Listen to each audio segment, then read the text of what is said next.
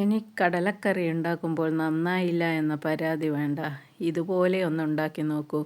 തേങ്ങ വറുത്തരച്ച കടലക്കറിയുടെ അതേ ഒരു രുചിയായിരിക്കും. ഒരു രാത്രി മുഴുവൻ കുതിർത്ത് വെച്ച കടല കഴുകി ഊറ്റി എടുത്തിട്ടുണ്ട്. അതിലേക്ക് 2-3 പച്ചമുളക് കീറിയിട്ട് കൊടുക്കാം. അതേപോലെ ഇഞ്ചി വെളുത്തുള്ളി ചതച്ചതിട്ട് കൊടുക്കാം. ഒരു സവാള മുഴുവൻ അരിഞ്ഞത് ചേർത്ത് കൊടുക്കാം. ഇടത്തരം വലിപ്പമുള്ള ഒരു തക്കാളിയും കീറിയിട്ട് കൊടുക്കുക. ഒരു 1/2 ടീസ്പൂൺ മഞ്ഞൾപ്പൊടിയും പാകത്തിനുള്ള ഉപ്പും ചേർത്ത് കൊടുക്കുക. വേവാൻ ആവശ്യമുള്ള വെള്ളമൊഴിച്ചിട്ട് ഇതൊന്ന് വേവിച്ചെടുക്കുക. ഒരു 5-6 വിസിലടിക്കുമ്പോഴത്തേക്കും നല്ല മയത്തിൽ കടല വെന്ത് കിട്ടും.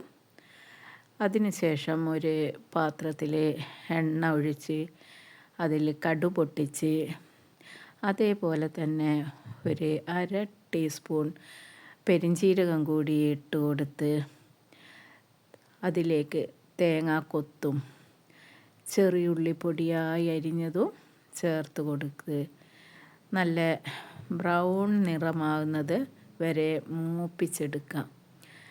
നന്നായിട്ട് മൂത്ത് വരുമ്പോൾ അതിലേക്ക് 2 വറ്റൽമുളക് കീറിയിട്ട് കൊടുക്കാം.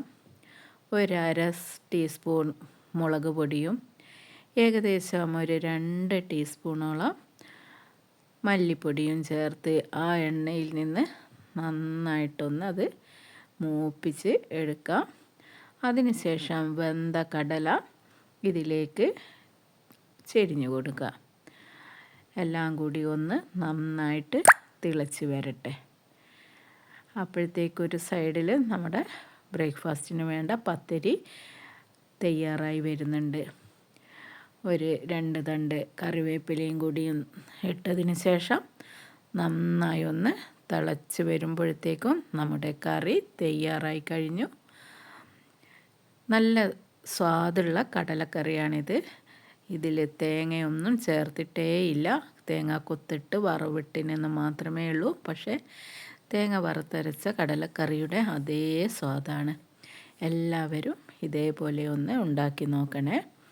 എൻ്റെ വീഡിയോ ഇഷ്ടമായാൽ ലൈക്ക് ചെയ്യാനും ഷെയർ ചെയ്യാനും സബ്സ്ക്രൈബ് ചെയ്യാനും മറക്കരുതേ. ഇത്രയേ ഉള്ളൂ ഇന്നത്തെ വിശേഷം. താങ്ക്